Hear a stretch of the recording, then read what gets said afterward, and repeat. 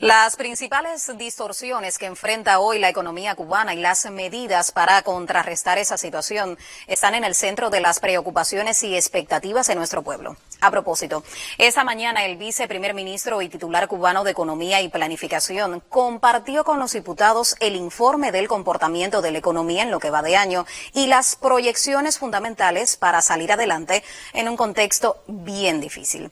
En el Palacio de Convenciones, Abdiel Bermúdez tiene algunos detalles de lo ocurrido en esa sesión del Parlamento. El saludo para ti, Abdiel. Cuéntanos más.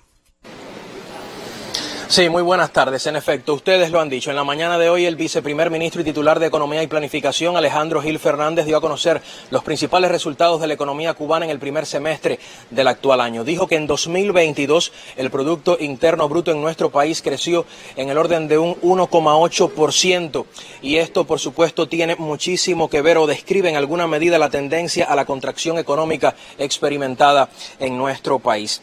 Alejandro Gil dijo además que la inflación acumulada en los primeros 5 meses del actual año alcanzó el 15%, con el mayor impacto en los alimentos y el transporte. Y va disminuyendo el papel que debe jugar la moneda nacional y va generando incentivos hacia la dolarización y va generando desincentivos hacia el ahorro. Entonces es un tema bien complejo con el cual no hemos estado acostumbrados a lidiar, digo, como país. Porque esto era un país que durante muchos años mantuvo una estabilidad de precio incluso subsidiado, que mantenemos muchos de ellos, pero que es un fenómeno que se expresa en determinados circuitos donde la población tiene que acudir a consumir porque hay un déficit de oferta, también en el sector estatal, de muchas de estas producciones o bienes y servicios, y en muchas ocasiones el único producto que está disponible es del sector no estatal.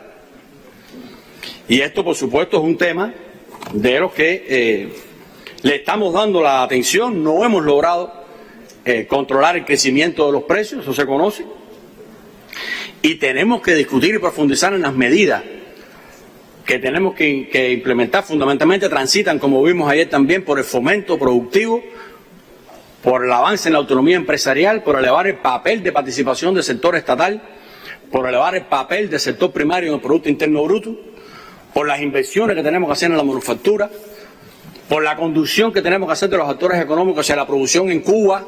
Gil Fernández hizo mucho hincapié en su intervención en uno de los elementos motrices de la economía cubana. Específicamente se refirió al caso de las exportaciones y dijo que al cierre del primer semestre del actual año, el ingreso en divisas por concepto de exportaciones asciende a 1.282 millones de dólares, solo el 35,7% del plan anual, en lo que inciden los resultados desfavorables del níquel, el azúcar, la miel y el carbón vegetal, que no ingresan lo previsto. Para cumplir el plan del año se necesita en el segundo semestre exportar el equivalente a 2.305 millones de dólares.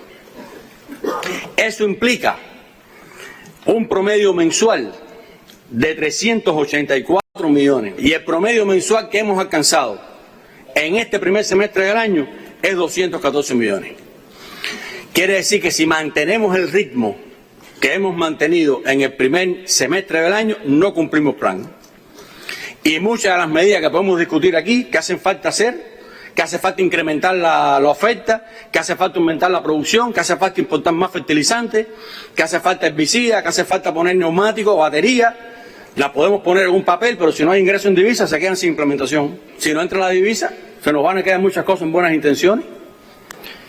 Y este es un plan contraplan, el plan del enemigo es que no entre un dólar aquí.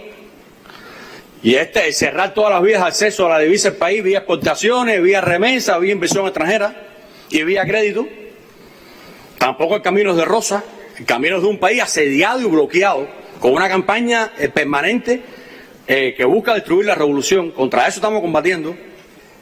Establezcamos los mecanismos para que la divisa se acceda a la divisa vía exportación. Se acceda a la divisa a través de generar los ingresos directamente por exportar. No como nos ha estado pasando, que muchas entidades están buscando la manera de acceder a las divisas con ventas internas en plaza.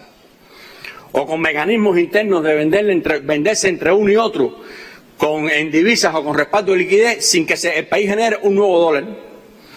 Entonces eso al final no está generando realmente la riqueza que requerimos y a veces acomoda al sector empresarial. De que, bueno, yo necesito la divisa, no exporto, no me la puedo buscar por ninguna vía y lo que hago es venderle, ofertarle a veces a una unidad presupuestada o a otra empresa que me tiene que pagar con liquidez. Si no me paga con liquidez, no le vendo. Entonces, si no generamos la liquidez, si no exportamos, todo eso poco a poco va cayendo hasta que se desaparece. Y lo que hay que buscar aquí es la manera de que cada cual genere la divisa y tenga los incentivos para generar la divisa a través de que tenga la capacidad de exportar. Hoy las MIPYMES privadas realizan importaciones por el equivalente a 246 millones de dólares con una marcada tendencia a la importación de bienes finales para la venta y esto ha suscitado un gran debate popular. El viceprimer ministro se refirió en este sentido a que las políticas fiscal y tributaria deben incentivar la importación de materias primas e insumos para producir en el país, aprovechando los recursos disponibles, reduciendo costos y dijo que existen capacidades productivas ociosas. Y cuando nos referimos a ocioso, que esto es un término que siempre puntualizamos, lo diferenciamos de obsoleto. Porque hay también capacidades productivas en el país que pueden estar obsoletas, son altas consumidoras de energía, producen ineficientemente. Pero no nos referimos a eso, nos referimos a capacidades productivas que son competitivas, que son incluso inversiones nuevas que hemos hecho y que hoy están prácticamente paralizadas por falta de insumos, de financiamiento, materias primas. Y estamos importando bienes finales que pudiéramos producir en Cuba, disminuyendo el componente importado de la economía y haciendo un aprovechamiento más eficiente de las divisas disponibles que tiene el país. Entonces, hacia eso tenemos que dirigir los incentivos. Buscar la manera de identificar cuáles son aquellos incentivos que hay que implementar en la economía para que los actores económicos de manera consciente, estatales y no estatales, se conduzcan hacia los intereses que tiene el país. Todo lo que tributa más oferta es favorable para la economía. Tenemos que inducirlo de la manera que realmente sea una solución y no un problema. Entonces, visto así, usted dice, bueno, si las MIPYMES incrementan la oferta, como punto de partida, eso es favorable. ¿Cómo? No, lo que más conviene al país es que se incremente la oferta vía producción nacional. Es que se incremente la oferta incorporándose, encadenándose con empresas estatales, aprovechando las capacidades ociosas. Gil Fernández dijo que se trabaja en la elaboración de una propuesta de ley de empresas que debe presentarse este mismo año y ahondó en varias distorsiones que hoy ralentizan el desarrollo de la economía cubana. Y este programa de estabilización macroeconómica tiene entonces como elementos principales una reforma fiscal en la cual trabajamos, la recuperación del equilibrio monetario interno del país que lo hemos perdido, o sea, hoy hay un exceso de dinero circulante en la economía, concentrado en un grupo, un determinado sector de la población, pero con capacidad de compra para influir en los precios. O sea, hay un déficit de oferta, una oferta restringida con un excedente de circulante, eso asegura un consumo de un sector minoritario de la población y prácticamente restringe el acceso a la mayoría de la población al consumo. Y eso evidentemente es una distorsión que hemos venido enfrentando a partir de toda la contracción de la actividad económica del país. Estamos trabajando en el programa para la desdolarización y convertibilidad a la moneda nacional. Sobre esto hay muchas teorías y compañeros que nos dicen, no, hay que acabar de poner un tipo de cambio único y poner a flotar el tipo de cambio. No, nosotros sabemos hacer eso. El problema es que hay que asegurar primero cuál es la manera en que vamos a controlar y asegurar que el tipo de cambio sea un tipo de cambio estable y que no vaya a ir a la contracción de la economía a generar un escenario de hiperinflación. Porque probablemente lo más importante no sea tener un tipo de cambio único, sea tener un tipo de cambio estable. Usted puede tener un tipo de cambio único hoy que sea 112, si mañana es 120, pasado mañana es 140 y después 210, la economía es un caos. Porque además anticipa la inflación, los precios anticipan ese impacto y se van acelerando los procesos inflacionarios.